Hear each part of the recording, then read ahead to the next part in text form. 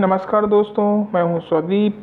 IAS मार्गदर्शक channel पर आपका स्वागत है। इस चैनल पर एनसीईआरटी सीरीज चल रही है जिसमें कक्षा 6 से लेके 12वीं तक की एनसीईआरटी को कवर कराया जाएगा।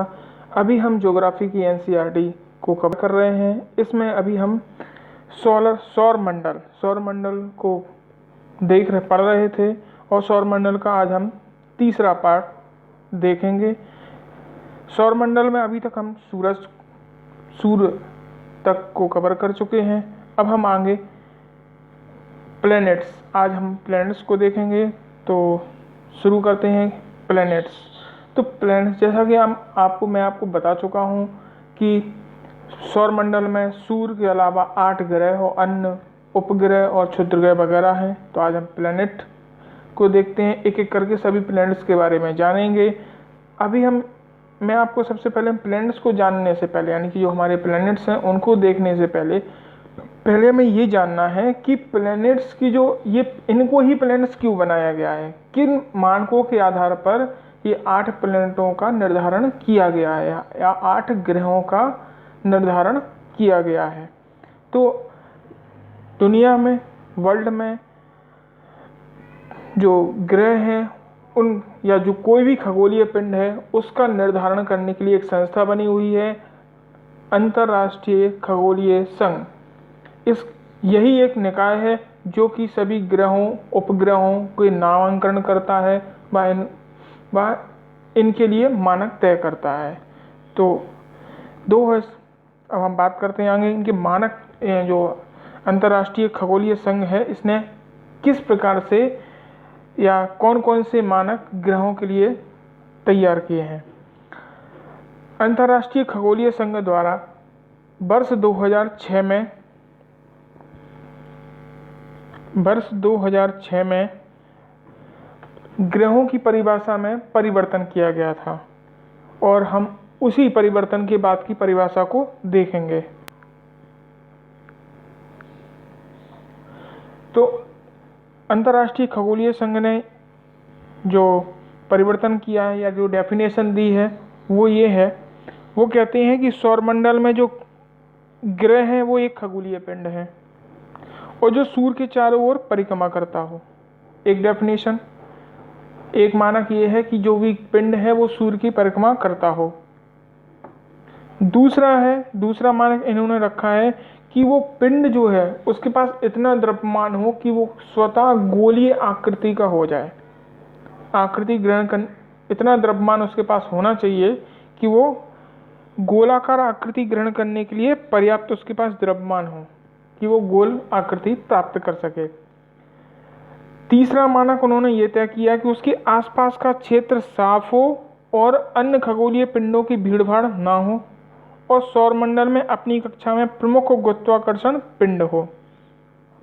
ये 3 मानक हैं जिनके आधार पर सभी ग्रहों को निर्धारित किया जाता है कि कौन ग्रह होगा और कौन ग्रह नहीं होगा। अभी मैं आपको दिखाता हूँ, ये पीछे की एक सौरमंडल की इमेज है। इसमें आप देखिए कि हर प्लेनेट के पास अगल बगल कोई भी अन्य ग्रह नहीं है, कोई भीड़भाड़ नहीं है। और जबकि प्लूटो जो है वो कुइपर बेल्ट, उसके बाद वो कुइपर बेल्ट का पार्ट है, तो उसके पीछे से कुइपर बेल्ट यानी एस्ट्रॉइड शुरू हो जाते हैं, तो वहाँ पे बहुत भीड़ भाड़ है। इस वजह से 2006 में प्लूटो को इसमें से ग्रहों की लिस्ट से बाहर कर दिया गया था। अब बात करते हैं ग्रहों के प्रकार, ग्रहों के टाइप। ग्रह कितने प्रकार के होते हैं। बेसिकली तो ग्रह को हम नहीं बांट सकते, लेकिन हमने कुछ विशेषताओं के आधार पर हमने ग्रहों को बांटा है। तो ग्रहों को हम कैसे बांटेंगे, तो सौरमंडल में के जो ग्रह हैं उनको हम 2 समूहों में विभाजित कर सकते हैं। एक तो है पार्थिव ग्रह या स्थलीय ग्रह, इन्हें आंतरिक ग्रह भी बोलते हैं, ठीक है। और एक है जोवियन ग्रह या आउटर ग्रह या बृहस्पति तुल्य ग्रह, ठीक है। इन्हें आउटर प्लेनेट भी बोलते हैं। अब स्थलीय ग्रह या पार्थिव ग्रह कौन कौन से होते हैं, इनके लिए भी कुछ मानक तैयार किए गए हैं। तो जो अंतर्राष्ट्रीय खगोलीय संघ है उसने कहा है कि ये गलत लग गया है, वे ग्रह जिनकी संरचना और भूभाग पृथ्वी के समान है, यानी कि वे ग्रह जिनकी संरचना, जिनमें क्रोर, प्रवार, भूपर्पटी या क्रोर, मेंटल और क्रस्ट, ये तीनों हों, ठीक है, पृथ्वी के समान हों और उन पर ज्वालामुखी घटनाएं, घाटियाँ, पहाड़, गर्त आदि पाए जाते हैं, ठीक है। तो ऐसे ग्रहों को हम पार्थिव ग्रह कहेंगे, यानी कि सीधी सीधी चट्टानी ग्रह जो हैं वो सभी पार्थिव ग्रह के अंदर आ जाएंगे। अब इस ग्रुप में कौन कौन से ग्रह शामिल होते हैं, तो इस ग्रुप में हम जानते हैं कि इनर ग्रह, यानी कि जो सूर्य से अगर हम दूरी देखें तो बुध, शुक्र, पृथ्वी और मंगल, ये 4 ग्रह इनर ग्रह या पार्थिव ग्रह या स्थलीय ग्रह में आते हैं। इन सभी ग्रहों की जो सतह है वो चट्टानी सतह है और इन पर हम उतर सकते हैं और या कोई भी अपना रोवर वगैरह भेज सकते हैं। तो ये हमारे, अब इनके लिए जो मानक यानी कि जो विशेषताएं हैं हम वो देखते हैं। इनकी भूपर्पटी एक चट्टानी परत या जो भूपर्पटी है वो पतली चट्टानी परत से निर्मित होती है इन ग्रहों की। इनके मेंटल में लोहा और मैग्नीशियम, जैसे हमारी पृथ्वी के जो मेंटल है उसमें लोहा और मैग्नीशियम प्रचुर मात्रा में पाया जाता है, तो ऐसे ही लोहा मैग्नीशियम इनकी जो मेंटल है उनमें पाया जाना चाहिए। इनका कोर भारी धातुओं से निर्मित होना चाहिए। हमारी पृथ्वी का जो कोर है वो किस धातु से निर्मित है आप मुझे कमेंट बॉक्स में बताइए। और इनका वायुमंडल महीन और विरल होना चाहिए। तो ये जो भी ये ग्रहों के 4 ग्रह जो हैं, इन चारों ग्रहों की ये कॉमन विशेषता है। ये चारों ग्रहों में ये कॉमन रूप से ये विशेषताएं पाई जाएंगी, अन्य किसी ग्रह में ये नहीं मिलेगी। अब हम बात करते हैं बाह्य ग्रह की। बाह्य ग्रह क्या होते हैं, तो बाह्य ग्रह वे होते हैं जिनकी संरचना बृहस्पति के समान होती है और ये गैसों से निर्मित होते हैं। इन ग्रहों को गैसीय ग्रह या जोवियन ग्रह कहते हैं। इस समूह में मंगल के बाद के ग्रह आते हैं और ये सभी ग्रह बृहस्पति,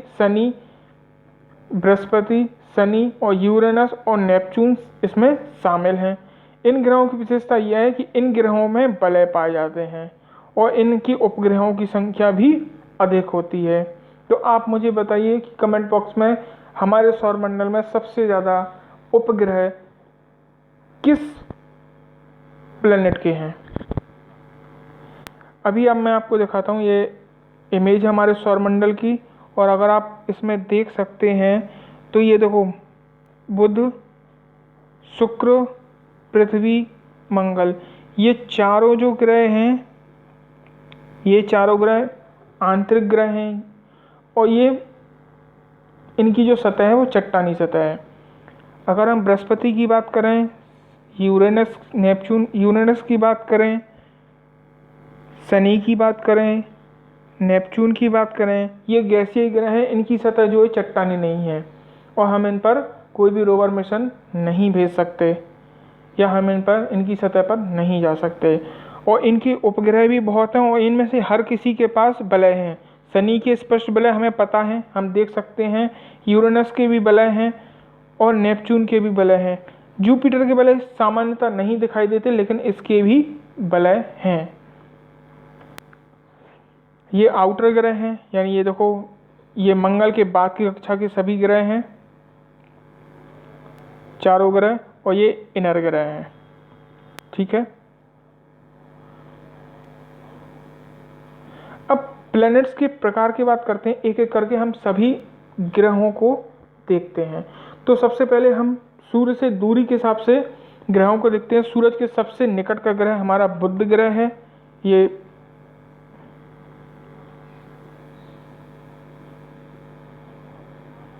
बुध ग्रह है, ये सूर्य के सबसे निकट है, ठीक है। ये सौरमंडल का देखो सबसे छोटा ग्रह है और ये सूर्य के सबसे नज़दीक है।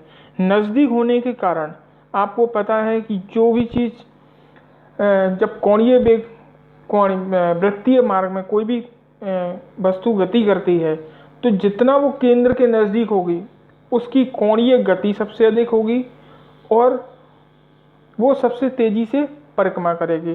तो हमारा बुध जो बुध है वो सूर्य के सबसे नज़दीक है, इसलिए वो 88 दिनों में सूर्य की परिक्रमा कर लेता है, सबसे कम समय में। और इसकी जो कोणीय गति है या कोणीय वेग है वो सबसे अधिक है।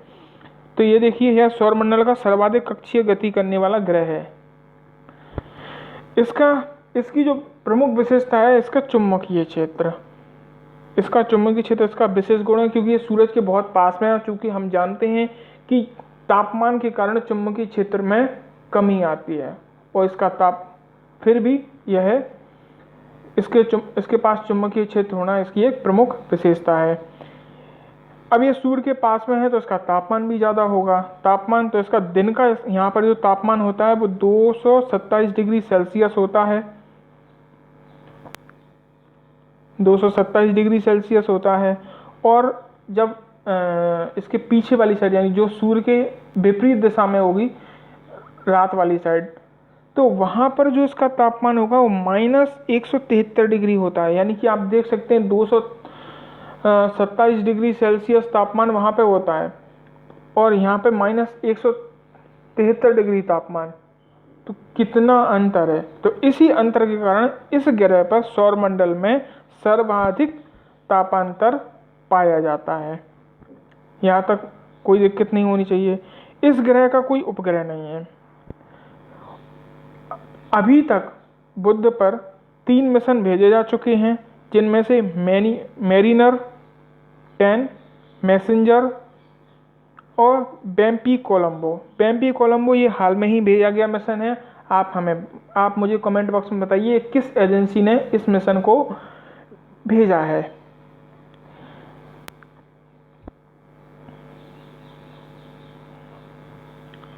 शुक्र, यह सूर्य से दूरी के हिसाब से दूसरा ग्रह है, और यह पृथ्वी के सबसे निकट का ग्रह है, और यह सबसे चमकीला ग्रह भी है।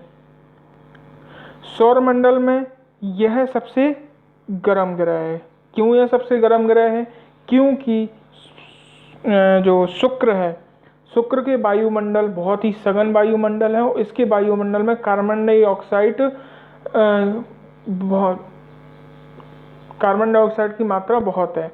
और कार्बन डाइऑक्साइड, आपको पता है कि कार्बन डाइऑक्साइड की मात्रा बढ़ती है तो तापमान में वृद्धि होती है। इसी कारण से यह सबसे गर्म ग्रह है, इसे जलता हुआ ग्रह भी कहते हैं। अन्य ग्रहों की विपरीत यह ग्रह अपने अक्ष पर, कक्षा पर नहीं, अपने अक्ष पर, जैसे पृथ्वी घूमती है दिन रात अपने घूर्णन गति करती है, उसी तरह शुक्र की जो घूर्णन गति है वो अन्य ग्रहों के विपरीत है। जहाँ पृथ्वी पश्चिम से पूरब घूमती है, ये ग्रह पूरब से पश्चिम की ओर घूमता है। इस वजह से क्या होता है, इस कारण से जो इस ग्रह पर सूर्योदय होता है पश्चिम दिशा से, और सूर्य अस्त पूरब दिशा में होता है। इस ग्रह का जो घनत्व है, आकार है, व्यास है, लगभग पृथ्वी के समान है। ये पृथ्वी से छोटा है, फिर भी पृथ्वी के समान होने के कारण इसे पृथ्वी की भगिनी ग्रह या बहन भी बोलते हैं। हमारी धरती से शुक्र शाम और सुबह दोनों समय दिखाई देता है, और ये सबसे चमकीला तारा होता है। इस वजह से इसे सुबह और शाम का सांझ का तारा और भोर का तारा भी कहते हैं। शुक्र का कोई उपग्रह नहीं है। शुक्र पर जो अभी तक मिशन भेजे गए हैं, बेनिरा, ये सोवियत रूस द्वारा भेजा गया था। मैरिनर सीरीज के बहुत से उपग्रह गए हैं। इनमें से उपग्रह गए हुए हैं, ये नासा द्वारा भेजा गया है। पोनियर, ये भी नासा और यूरोपीय एजेंसी द्वारा भेजा गया है। और अभी हाल में ही भारत ने 2025 तक शुक्रयान 1 को भेजने की घोषणा की है। यह एक ऑर्बिटर मिशन है, और जो शुक्र पर उसके वायुमंडल का अध्ययन करेगा। अब आप लोग मुझे इसमें ये बताइएगा कि शुक्रयान 1 को भेजने में भारतीय यानी इसरो की किस देश की स्पेस एजेंसी हेल्प कर रही है, ये मुझे आप कमेंट बॉक्स में जरूर बताइएगा। अब बात करते हैं मंगल से पहले पृथ्वी आता है, लेकिन पृथ्वी को अलग क्लास, अलग वीडियो में उस पर डिस्कस करेंगे। पृथ्वी पर डिस्कस करने के लिए बहुत मटेरियल है, इसलिए पृथ्वी को अलग से एक वीडियो में डिस्कस करेंगे। मंगल की बात करते हैं। मंगल हमारे सौरमंडल में सूर्य से दूरी के हिसाब से चौथा ग्रह है, ठीक है। और ये चौथा ग्रह है, इसका रंग लाल है, इसीलिए इसे लाल ग्रह भी कहते हैं। अब ये लाल ग्रह, इसकी जो इसे लाल ग्रह क्यों कहते हैं, क्योंकि इसकी मिट्टी में आयरन ऑक्साइड की मात्रा सर्वाधिक पाई जाती है, और आयरन ऑक्साइड का जो रंग है वो लाल कलर का होता है, इसलिए इसे लाल ग्रह भी कहते हैं। यह ग्रह इस ग्रह की जो विशेषता है, इस ग्रह की विशेषता ये है कि ये पृथ्वी के समान 25 डिग्री पर झुका हुआ है, ठीक है। जिस कारण यहाँ पर पृथ्वी के समान ऋतु परिवर्तन होता है। जैसे हमारे यहाँ होता है गर्मी, बरसात, सर्दी, बिल्कुल ठीक इसी प्रकार से मंगल पर भी गर्मी, बरसात, मतलब ऋतु परिवर्तन होता है। गर्मी आती है, सर्दी आती है, बरसात तो होगी नहीं क्योंकि पानी ही नहीं है वहाँ पे, तो बरसात नहीं होगी, लेकिन सर्दी और गर्मी होती होगी। अगर हम बात करें इसकी एक और ख़ास विशेषता ये कि यह अपनी धुरी पर 24 घंटे में एक बार घूम जाता है, या पूरा चक्कर लगा लेता है, या घूर्णन करता है, ठीक है। यह सूर्य की परिक्रमा 687 दिनों में पूरी करता है। 687 दिन ये पृथ्वी के हिसाब से है। जब पृथ्वी पर 687 दिन पूरे हो जाते हैं, तब वहाँ पर मंगल पूरा एक चक्कर लगाता है। तो ये 687 जो दिन है वो मंगल के हिसाब से नहीं, पृथ्वी के हिसाब से हैं। इस ग्रह के 2 उपग्रह हैं, फोबोस और डीमोस। अब आप मुझे ये बताइए, हाल में ही 2 या 3 महीने पहले फोबोस सुर्खियों में रहा था। ये किस वजह से सुर्खियों में रहा था, आप मुझे इसको कमेंट बॉक्स में ज़रूर बताइएगा। फोबोस और डीमोस है। फोबोस जो है इसका सबसे बड़ा उपग्रह है, और डीमोस जो है इसका छोटा उपग्रह है। इस ग्रह पर सौरमंडल का सबसे बड़ा ज्वालामुखी ओलंपस मेसी स्थित है। ये सौरमंडल का सबसे बड़ा ज्वालामुखी है, और सौरमंडल का सबसे ऊंचा पर्वत निक्स ओलंपिया भी इसी ग्रह पर स्थित है। और यह जो निक्स ओलंपिया है, ये हमारे माउंट एवरेस्ट से 3 गुना ज़्यादा ऊंचा है, ठीक है। तो 3 गुना ज़्यादा ऊंचे का मतलब यानी कि हमारा जो एवरेस्ट है उसकी ऊंचाई लगभग हम 8 किलोमीटर मान लेते हैं, 8 है तो 9 मान लेते हैं, 9 या 27, तो लगभग 27 किलोमीटर ऊंचा ये पर्वत है, ठीक। तो ये 3 गुना अधिक बड़ा है। अब मंगल पर बहुत से मिशन भेजे जा चुके हैं। शुरुआत में हम सभी मिशनों को एक अलग वीडियो में कवर करेंगे। अभी केवल हम याद करने के पर्पस से या थोड़ी सी नॉलेज के पर्पस से इन मिशनों को ध्यान रखते हैं। तो क्यूरोसिटी रोवर ये नासा द्वारा भेजा गया था। मार्स ऑर्बिटर मिशन ये भारत द्वारा भेजा गया था।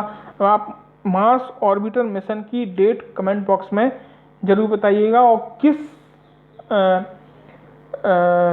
रॉकेट के माध्यम से किस रॉकेट के माध्यम से इसको लॉन्च किया गया था। इनसाइट मिशन ये अभी यूएसए द्वारा इनसाइट मिशन यूएसए द्वारा भेजा गया था। होप मिशन, इस मिशन को आप हमें बताइए कि ये मिशन किस देश ने लॉन्च किया है, या किस देश का ये मिशन है। होप मिशन और मावेन मिशन जो है, मावेन मिशन, ये मिशन भी किस देश ने, ये इनको आप मुझे कमेंट बॉक्स में बताइए। वैसे मावेन मिशन मैं बता देता हूँ, ये यूएसए द्वारा है। होप मिशन के बारे में आप मुझे कमेंट बॉक्स में ज़रूर बताइएगा। और ये है तेइनवैन मिशन, ये अभी चाइना ने इसको लॉन्च किया है। देखिए, मैंने अभी आपको बताया था कि जो मंगल है वो पृथ्वी की तरह 25 डिग्री पर झुका हुआ है। तो ये देखिए, जैसे पृथ्वी हमारी ये है, ये हमारी पृथ्वी है, और ये 23.5 डिग्री पर झुकी हुई है। 23 गलत लिखा है, 23.5 डिग्री पर झुकी है। ठीक उसी प्रकार से ये मंगल है, ये 25 डिग्री पर झुका हुआ है और रोटेट करता है। ये देखिए, ये एक मंगल के घूमने का परिक्रमा पथ है। इसमें आप देखिए, ये देखिए यहाँ पर इसकी जो, मान लीजिए हम कर्क रेखा, इसे कर्क रेखा ही नाम दे दें, तो ये सूर्य कर्क रेखा पर लंबवत हो रहा है। उसके बाद यहाँ देखें तो यहाँ पर इसकी जो भूमध्य रेखा होगी मंगल की, ये उस पर लंबवत है। ठीक है, जैसे हम यहाँ पे बोलते हैं ना कर्क विषुव, ठीक है, तो ऐसे ये देखो भूमध्य रेखा पर लंबवत है। उसके बाद ये जो जो यहाँ पे मंगल की जो मकर रेखा है, ये उस पर लंबवत है, यानी कि मंगल की जो 25 डिग्री दक्षिणी अक्षांश है, ये उस पर लंबवत है। उसके बाद ये फिर से मंगल की जो 0 डिग्री अक्षांश है, उस पर लंबवत है। तो ये इसी तरह से रोटेट हमारी पृथ्वी भी घूमती है, परिक्रमा करती है, और हमारे यहाँ पे भी दिन ऋतु परिवर्तन होता है। तो ठीक इसी प्रकार से मंगल पर भी ऋतु परिवर्तन होता है। ये मंगल के दोनों उपग्रह हैं, ये है फोबोस और ये है डीमोस। ये बड़ा है, ये छोटा है।